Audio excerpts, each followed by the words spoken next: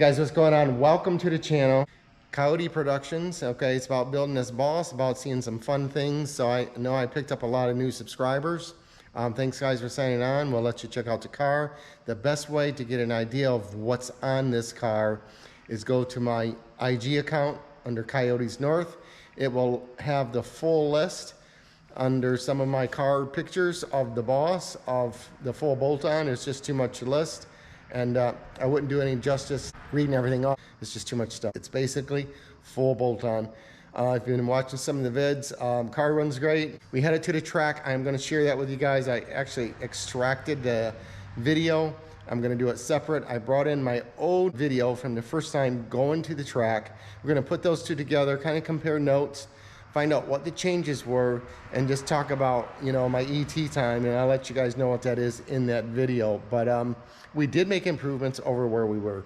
So where are we going next is a couple things. We got two cars going on now. We got 68 Dodge Super Bee, which is the original piece given to me by my father, and there's a story around that. You can check that out. It's in my vids. And then the boss. So we've done the full suspension now on the boss pretty much. The only thing that's left is the Viking shocks. These are the B series. These are actually set up for the shorter springs, or lowered cars, if you will. Cars that are lowered 2 to 3 inches. A 19-way adjustable.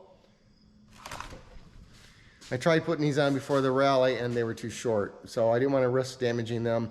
The BMR springs are maybe 1.5 inches lowering the car.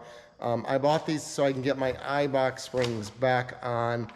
So we got a full road course suspension along with a shock that will handle a drag launch, fully adjustable for a road course, road driving, or drag racing. And that's what I kind of wanted to do with the car.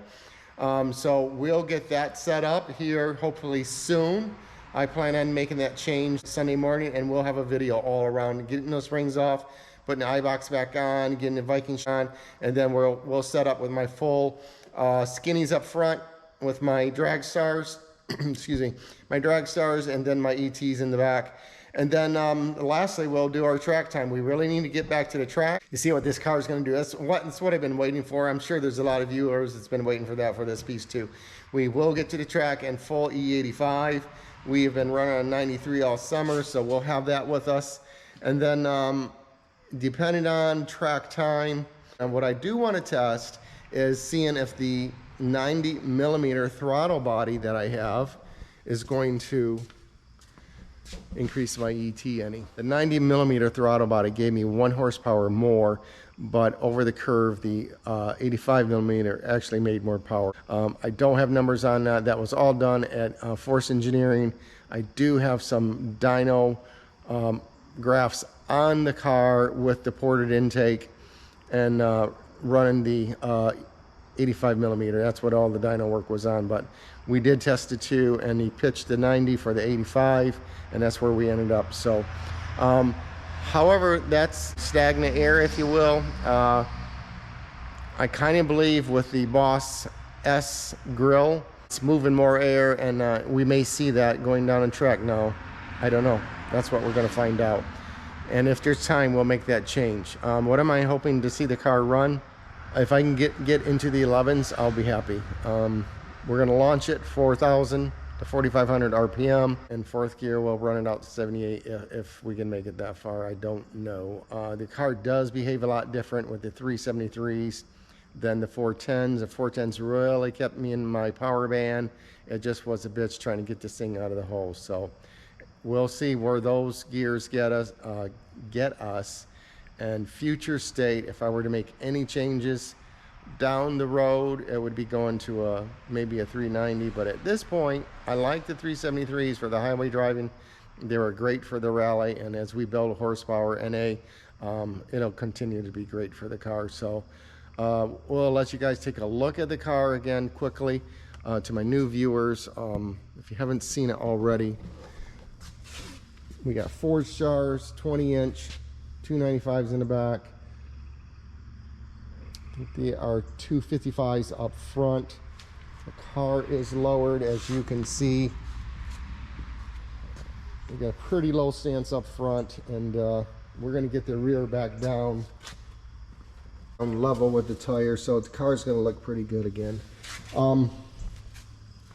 After the rally, and that was quite a fun gig, by the way, we got my cover off. We sprung a leak. I thought it was antifreeze, and it actually ended up being my solenoid for the line lock that was spraying some fluid out, getting on the header and burning. So we got that fixed, and we'll get the hush cover back on the car.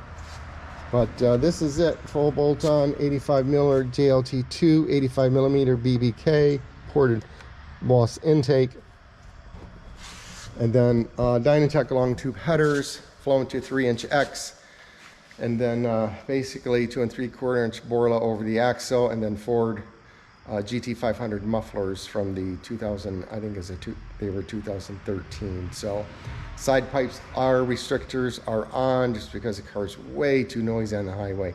But this is it, guys, and then that's where we're going. Getting the Viking shocks on, getting the iBox springs back on. We're going to take you to that on Sunday. Like I said, we'll get that changed. So hey guys, that'll wrap up this video pretty much. We are going to try and get over to the Dunk Racing US 131 Motorsports Park. That's tomorrow night. Big wheel event. Never been to one, so it should be exciting for the channel. Hopefully we can get over there. I do have some prior commitments, so it'll be later in the evening. We'll catch some coverage, maybe 6 to 10 p.m. Otherwise, guys, thanks for watching. Hope you liked the channel. Like and subscribe, guys. Have a great day. Take care. Thanks.